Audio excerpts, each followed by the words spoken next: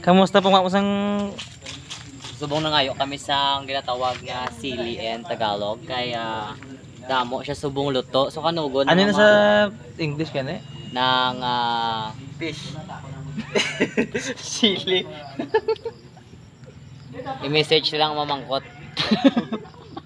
Amo na oh, na amo na yung katumbal, Ilonggo. Katumbal siya butang sa sinamak mga abiyan. Amo na yung ibisita nila oh, isa na sa kabiktima sa Bagyo Ligad sa Pambaog. Nahapan sa Subong nag pangwa sa mga katumbal kay ibutan nila sa manok nga pula. Ang katumbal pula man. Ang nagasuksok bayo, medyo pula-pula man ang bayo. Kapula parong Sa ato na nagdagan, abi ko kung ano na nga gira. Kailangan ido ining ido mo na abi ko.